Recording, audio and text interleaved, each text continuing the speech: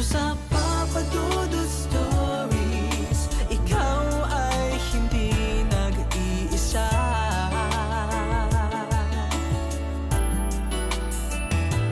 Dito sa Papa Dudut Stories, may nagmamahal sa'yo.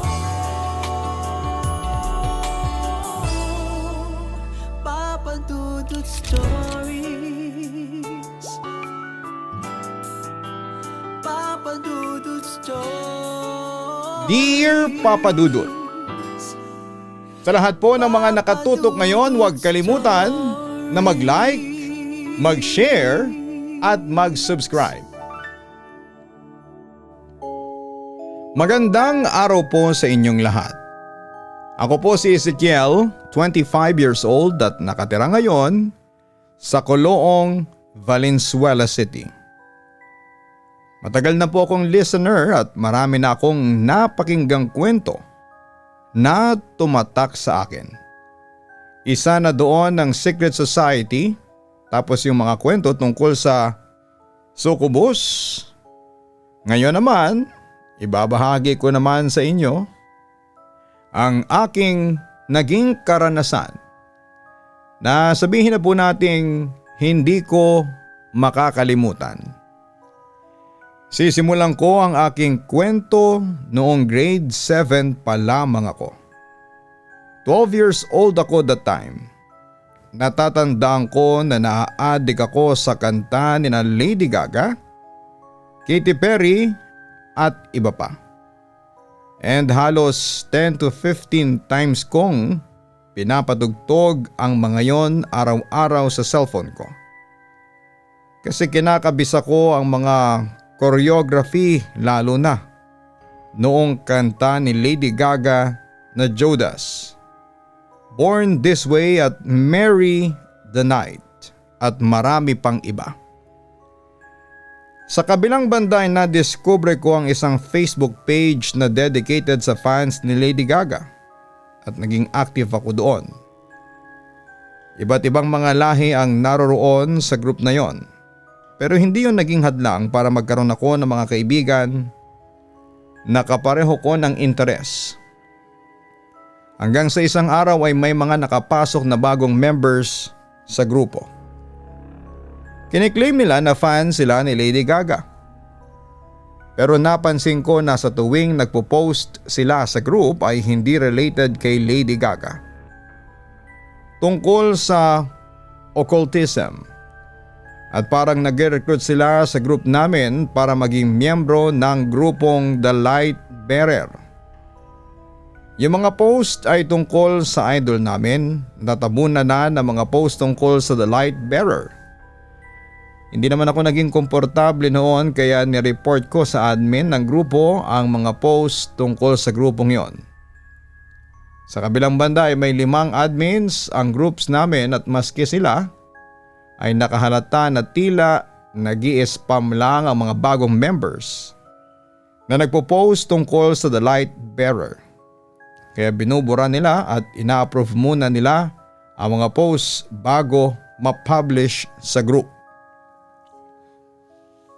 Kaso isang araw, Papa Dudut, ay misteryosong nawala yung 5 admins namin. At nung chinek ko yung mga nagpo-post tungkol sa The Light Bearer, ay siyang bagong mga admins ng grupo. Dedicated pa rin kay Lady Gaga ang group pero kapansin-pansin na parang naging chapsuy ang mga post dahil may mga mababasa ka tungkol sa occultism. Paggawa ng love spell, horror stories. Tapos ay nagsimula na rin silang mag-post tungkol sa mga demonyo.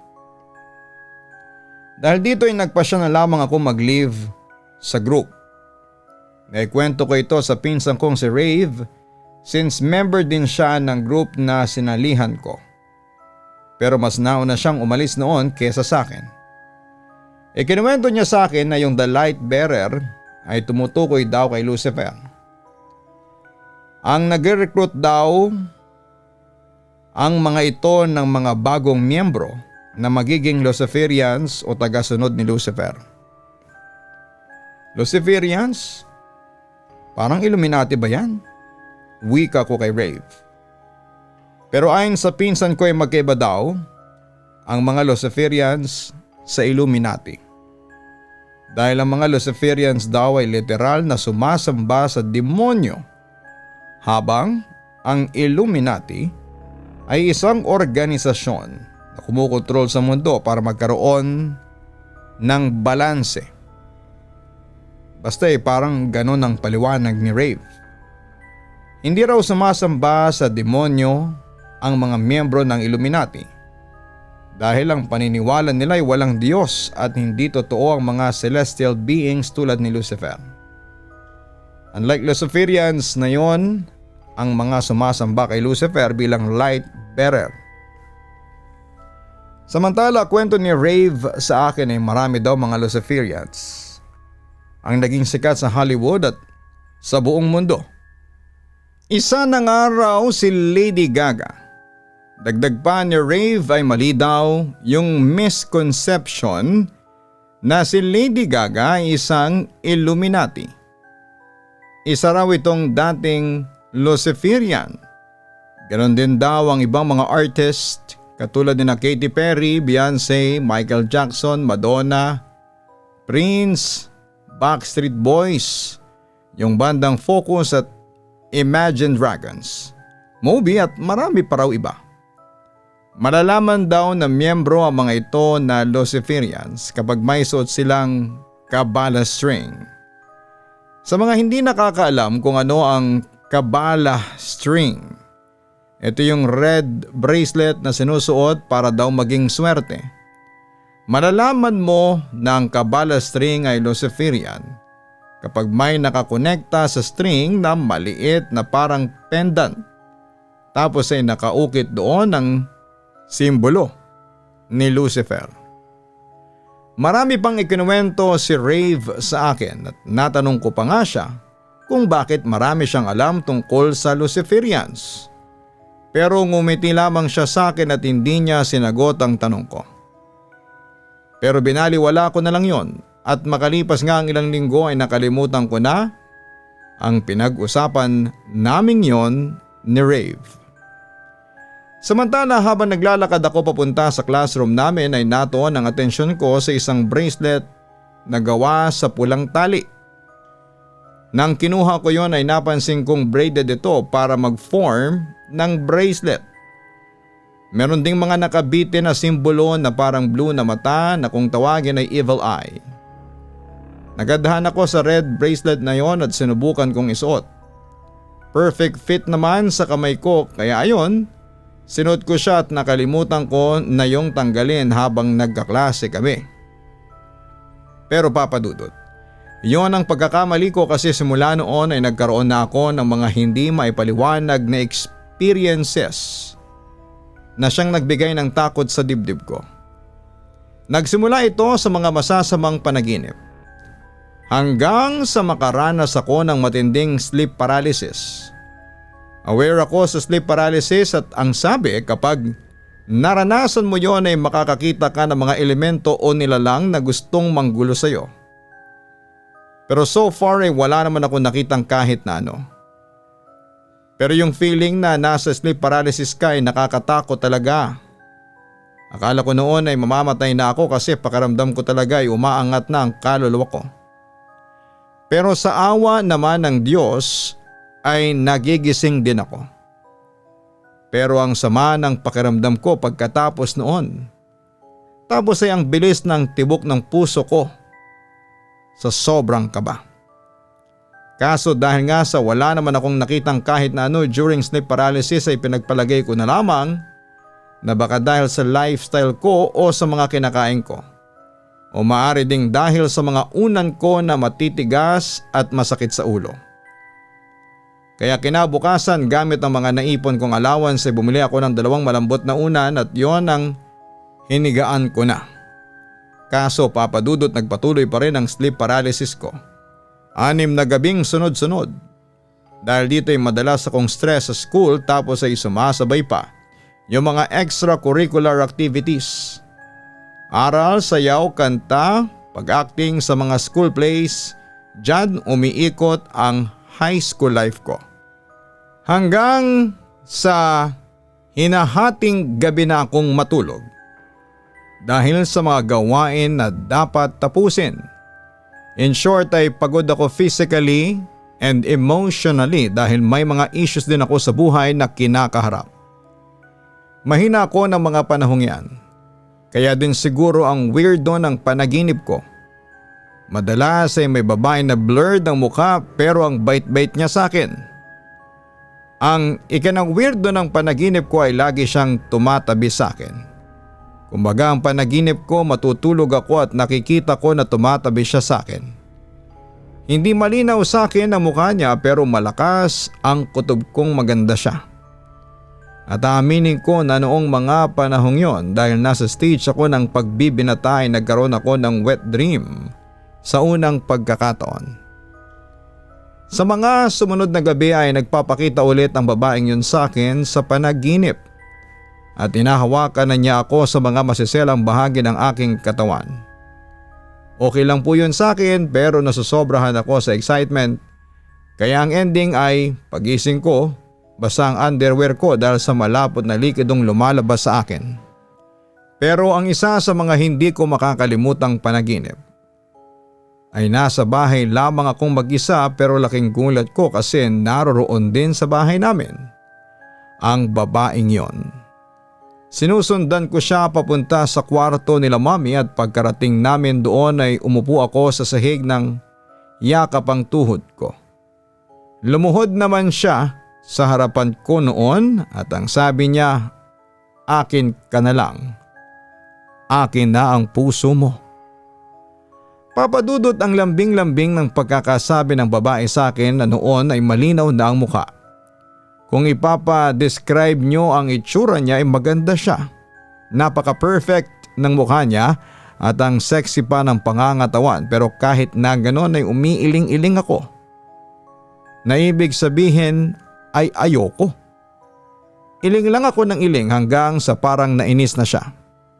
Mula sa malanghel na mukha ay unti-unting nagbago ang kulay ng babae at naging parang inaagnas na ang kanyang balat tapos ay pilit niyang kinukuha ang puso ko. Pero hindi ko ibinigay hanggang sa nagising na lamang ako. Tahimik ang kwarto, maliwanag pa rin dahil sa lampshade na nakabukas kaya sinubukan ko ulit matulog. Pero napanaginipan ko ulit ang babae. Naging blurred na ulit yung mukha niya at nakipagtalik siya sa akin. Nagising na lamang ako ng aktwal na nasa rurok na ako. Naramdaman ko ang pag-agos ng likido sa underwear ko at hinang-hina ako. Pawis na pawis din ako ng mga sandaling yon at pumunta rin ako sa CR para maligo at linisin ang namantsahan kong underwear. Habang nasa CR ay napahawak ako sa aking katawan at napapikit. Gulong-gulo ang isipan ko noon kasi habang nakikipagtalik ako sa babae, ramdam ko talaga yung sensation. Para bang hindi ako nananaginip. Kinabukasan ay nagkausap kami ni Rave sa chat at ikinuwento ko sa kanya ang naranasan ko. Sabi niya lang ay normal lang daw sa isang nagbibinatang magkaroon ng wet dreams. Dapat daw ako magsaya kasi napatunayan kong lalaki talaga ako. Sa kabilang banda ng sumunod na gabi ay nagpatuloy ang mga panaginip ko kasama ang babaeng yon. Inaaya niya ulit akong magtali kami pero sabi ko ay bata pa ako. Insist naman niya sa akin ay hindi na raw akong bata dahil kaya ko na raw bumuntis ng babae. Kaya sa huli nauwi ang panaginip na yon sa isang mamasa-masang pantasya. Pagkatapos ng pagsisiping namin ay nagpakilala na rin siya sa akin. Siya raw ay si Lilith at sinabi niya sa akin na nagkagusto siya sa akin nung malaman niyang pareho daw kami ng paniniwala. Kaya laking tuwa daw niya na magbinata na raw ako dahil magagawa na raw niya ang gusto niya sa akin. Nagtaka naman ako sa sinabi niyang pareho ng paniniwala. Tanong ko. Pero hindi sumagot si Lilith pero hinawakan niya yung red string bracelet na suot ko. Na-realize ko tuloy na simula nang sinuot ko yung red string bracelet na yon ay nagpakita na siya sa akin. Pero hindi ko na lang pinansin ang mga yon at noong magising ako ay hindi na ako nagtaka kung basang-basa ang suot kong underwear at shorts. Nang mga sumunod na gabi, dahil nga sa ako lang ang mag-isa sa aking kwarto, nagagawa ni Lilith ang mga gusto niya sa akin. Nagpapakita siya sa akin sa panaginip, nagtatali kami pero pagising ko ay nagugulat na lamang ako kasi wala na akong saplot. As in, hubad na ako.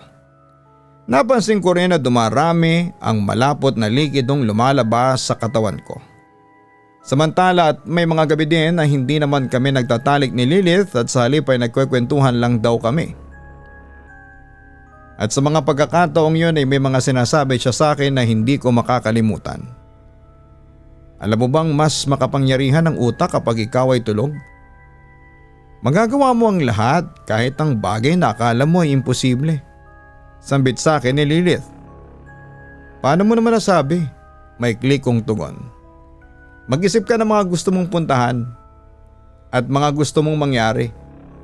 Dapat ay kasing tibay ng bakal ang iyong utak upang hindi mapukaw sa ibang bagay ang iyong isipan at konsentrasyon. Tugon nito. Matulog ka ng nakadiretso. Hindi mo mamamalayang mapupunta ka sa nais mong mapuntahan. Dagdag pa nito. Dahil sa kuryosidad ay agad akong sumunod. Hindi ko na inisip ang mga posibleng mangyari. Walang pagtatanong at pag-aatubili kong sinubukan. Para rin patunayan sa aking sarili. Huminga ako ng malalim at humiga. Wala pang 10 minuto ay naramdaman kong nagliwanag ang lahat. Napunta ako sa isang lugar na hindi ko alam, subalit eto ang pumasok sa aking imahinasyon bago ako matulog. Bumungad sa akin ang isang malaking bahay at tila mansyon sa laki. Agad akong pumasok gaya ng aking pinaiiral sa aking imahinasyon. Ang gagara ng mga bagay na nasa loob at tila hindi ko lubos maisip na ako'y makakarating sa ganitong lugar. Galak at takot ang aking naramdaman. Bagamat nag-aatubili ay nilibot ko pa rin ang palasyo. Sa aking paglalakad ay nahagip ang aking atensyon ng isang kwartong hindi normal ang laki ng pinto. Umiral na naman ang aking pagiging mausisa.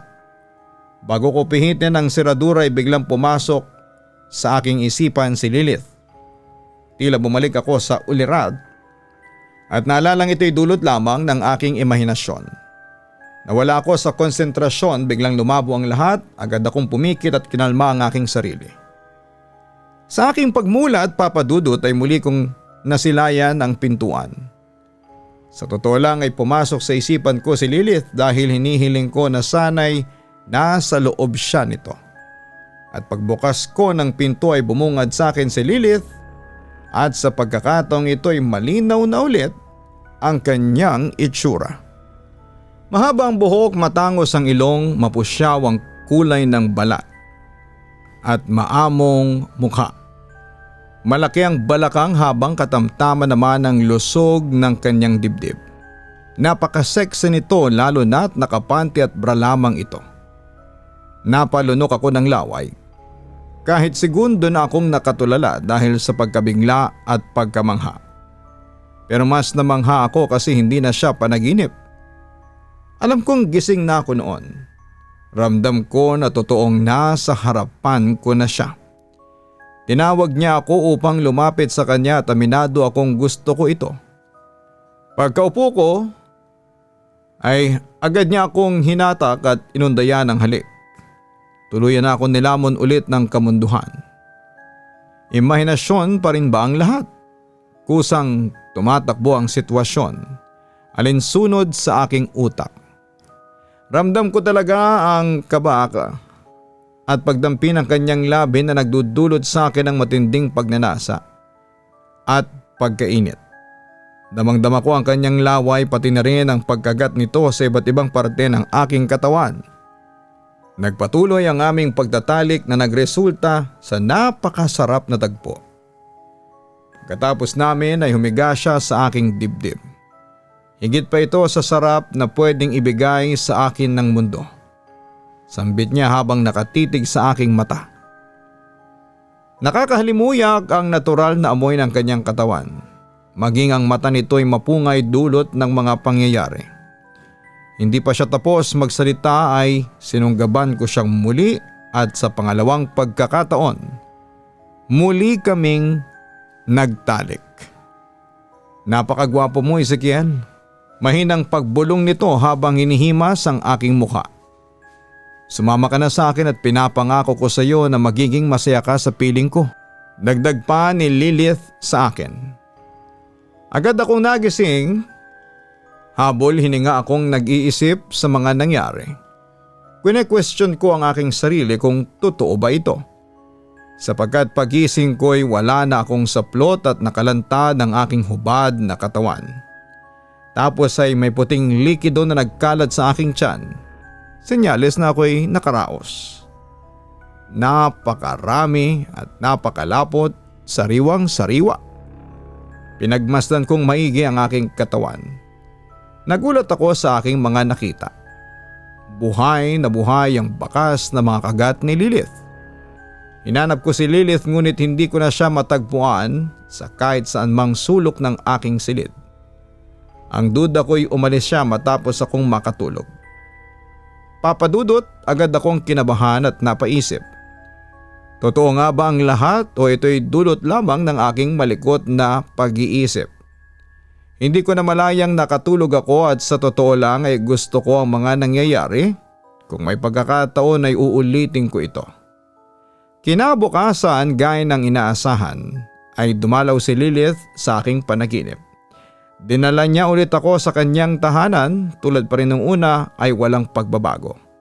Nandun pa rin ang bawat init at pananabik sa aming pagtatalik.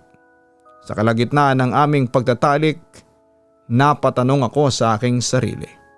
Paano kaya kung ako'y gumising habang nasa ganitong sitwasyon? Huwag mong tatangkain kung ano man ang iniisip mo. Galit na sambit nito. Nagulat ako sa naging reaksyon niya. Nawala ako sa konsentrasyon at tuluyang nagising. Nabigla ako sa aking nasilayan. Si Lilith hubot-hubad habang nakapatong sa akin, hindi lang sa panaginip kundi totoo na talaga dahil nandito kami sa aking silid. Sinampal ko pa nga ang aking sarili upang makasigurado. Ngunit sigurado ako dahil siya mismo ay hindi maipinta ang mukha lula ng pagkagulat. Ilang segundo kaming natigilan, sa ilang segundo na yon ay samot-sari ang naglaro sa aking isipan. Totoo bang nangyayari ang lahat habang ako'y nananaginip? Bakit ako lang ang tulog? Bakit nakakapasok siya sa aking panaginip? Ibig sabihin alam niyang lahat umpisa pa lamang. Plano niya ba ito? Bakit nakakaramdam ako ng labis na takot? Sino ba talaga itong kaharap ko? Walang ibang salita ang lumalabas sa aking bibig kundi bakit at papaano. Pagkatapos ay bigla na lang ulit umikot ang paningin ko tapos ay nawala na ako ng malay. Nagising na lamang ako habang sinisigawan at hinahampas ako ni mama ng walis tambo. Hindi naman masakit pero napabangon ako ng diretsyo. Ikaw ha, batang bata mo pa, Ezekiel. Puro kamanya ka nang nasa isipan mo. Nanonood ka siguro ng porn, ano? Simula sa araw na ito ay papalitan ko na ang password ng wifi at papatayin ko na ang internet natin sa gabi. Sermon ni mama sa akin, papadudot. Napatingin naman ako sa katawan ko at ang laki ang mga mata ko kasi hubot-hubad ako tapos ang lagkid pa ng pakiramdam ko. Agad ako nagtapis ng tuwalya at buwaba patungo sa banyo para maligo. Pagkatapos ay kumatok si mama at inabutan niya ako ng damit na maisusuot. Pagkatapos noon ay nagtungo na ako sa kusina para kumain. Pero laking gulat ko nang nandun si Rave. Yun pala ay dumalaw siya kasi kadarating lang pala ni Tito Del galing ng Europe at si Rave ang nagdala ng pasalubong ni Tito sa amin. Habang kumakain ay napansin kong masama ang tingin sa akin ni Rave. Bakit insan? Bakit grabe kang makatitig sa akin ha? Wika ko. Huwag mong sabihin sa akin na Luciferian ka na. Tanong niya sa akin. Ha? Hindi ah. Tutol ko. Ano yung suot mo sa kamay mo? Kabala string yan ng mga Luciferians. Ang sabi pa ni Rave. Nakuha naman niya ang atensyon ng mga magulang at ng kapatid ko. Ezekiel, ano yung pinagsasabi ni Rave? Bakit may suot kang ganyan? Tanong ni Papa sa akin na isang relihiyoso. Napulot ko lang ito, sabi ko. Akin yan Ezekiel. Akin na yung Luciferian string na yan, sabi niya sa akin. Hindi ito Luciferian string no.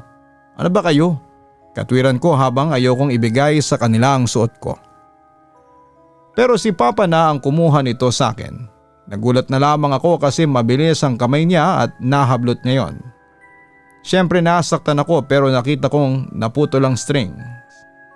Tapos ay binigay ni Papa yung string kay Rave. Tumayo naman si Rave sa kanyang kinakaupuan at pumunta sa kusina. Tapos ay dumukot siya ng lighter mula sa bulsa niya at nakita kong sinunog niya yon. Nanlumo ako. Pagkatapos noon ay bumalik na si Rave sa pwesto niya at muling kumain. At doon ay nagkwento siya sa naging experience niya noong maging exchange student pa siya sa Berjaya sa Malaysia. May mga na-encounter siyang mga Luciferians at binigyan siya ng kabala string na may simbolo ni Lucifer. Pagkatapos noong sinuot niya ito ay nagsimula na raw ang kababalaghan sa buhay niya. May nagpapakita raw na babae sa panaginip niya at Lilith daw ang pangalan nito. Isa raw itong Succubus o yung demonyong nakikipagsiping sa lalaki. Muntik na nga raw siyang mabaliw kung hindi lang daw siya natulungan ng isang Malaysian shaman. Kung hindi raw niya kinuha ang Luciferian string ay baka mabaliw daw ako hanggang sa makuha ni Lilith ang kaluluwa ko. Hindi naman Luciferian string yung napulot ko no. Ordinaryong red string bracelet lang yun. Ang sabi ko pero Papa Dudut alam kong Luciferian string pala ang suot ko dahil pareho kami ng naranasan ni Rave tungkol kay Lilith. Pero hindi ko kinuwento sa kanila ang nangyari sa amin ni Lilith. Pinalabas ko na lamang na kunwari walang kababalaghang nangyayari sa akin pero hindi naniniwala si Rave sa akin. Nagsisinungaling kay Ezekiel kasi nababasa ko ang isipan mo. Ang sabi ni Rave. Tapos doon ko nalaman na hindi pala pangkaraniwan ang pinsan ko. Na may kakayahan pala itong makabasa ng isipan ng tao at makakita ng mga pangyayari sa hinaharap. Ang mas nakakagulat pa. Alam ito ni na Mama at Papa at naniniwala sila sa kakayahan ng pinsan ko. At yun na nga dahil sa booking na ako ay ikinuwento ko na lang sa kanila ang katotohanan. Sa kabilang banda ay hindi na rin ako nakipagtalo pa sa kanila dahil aaminin kong may part ng puso ko na natatakot na rin sa mga nangyayari sa buhay ko. Oo, nasasarapan ako sa ginagawa namin ni Lilith pero alam kong mali yun at hindi yun normal. Anyway, tamang hinala ko Papa Dudut dahil simula nang nawala na sa akin ng red string ay hindi na nagpakita pa si Lilith sa akin. Nawala din ang mga wet dreams ko at aaminin kong nakaramdam ako ng ginhawa simula noon. Samantala ay sinabi sa akin ni Rave na nung nakita niya ang suot kong red string bracelet ay alam agad niyang isa itong Luciferian string. At na-determine daw niya yon sa bilang ng knots sa bracelet. 6 daw ang nakita niyang knots. At eksklusibo lang daw sa isang Luciferian string yon. At alam daw niya yon kasi nga ay dati siyang nagkaroon ng ganon. Pagkatapos naman noon Papa Dudut ay naging normal na ang buhay ko. Lumipas ngang maraming taon, eto ako ngayon nasa 4th year na sa college at magtatapos na ngayong 2026. Sa mga nakikinig ng istorya ko ay palagi kayong mag-iingat at huwag basta-bastang pulot ng mga bagay sa daan na alam nyong hindi naman sa inyo. Baka matulad kayo sa akin. Hanggang dito na lamang muli at maraming salamat at magandang araw po sa inyong lahat. Lubos na gumagalang, Ezekiel. Maraming salamat Ezekiel sa pagbabahagi mo ng iyong kwento sa ating programa. Normal sa kabataan lalo na sa mga nagbibinata at nagdadalaga na makaranas ng kapusukan. Nasa sociology yan ng normal na tao. Pero hindi ibig sabihin na porket normal lang na makaranas ng kapusukan ay hindi na kayo mag-iisip. Binigyan pa rin tayo ng Diyos ng utak at free will para pag-isipang mabuti ang mga desisyon natin sa buhay. Ang kapusukan ay kinokontrol yan, lalo na kung ikaw ay wala pa sa hustong gulang. Matuto kayong mag-abstinence at umiwas sa tukso ng laman, lalo na kung hindi naman kailangan. Dahil ang kapusukan ay maaaring makapagbigay sa inyo ng panandaling aliw pero pagkatapos noon ay panghabang buhay naman na pagdurusa. Lalo na kung hindi ka emotionally and financially na handa. Kaya matutong pigilan ang sarili sa mga tawag ng kamunduhan at sa halip ay magdasal at manalig sa Diyos.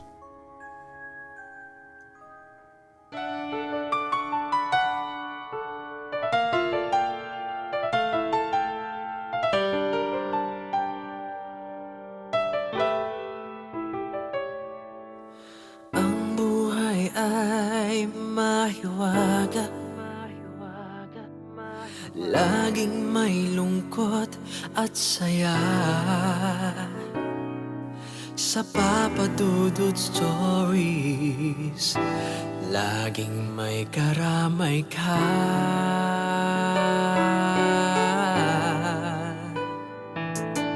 Mga problemang kay bigat, dito ay pakikinggan ka. Sa Papa Dudut Stories, kami ay iyong kasama. Dito sa Papa Dudut Stories, ikaw ay hindi nag-iisa.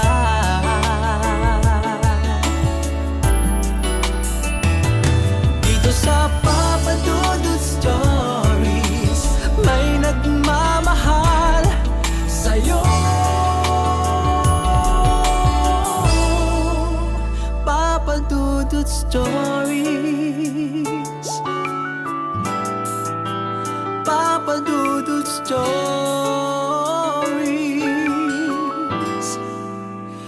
Papa Dudut Stories.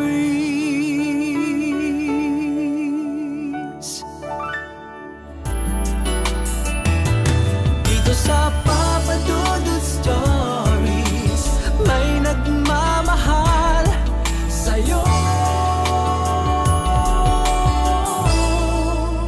Papa Dudut Stories, Papa Dudut Stories. Hello mga ka-online, si Papa Dudut po ito. Nag-enjoy ka ba sa ating kwento ngayong araw?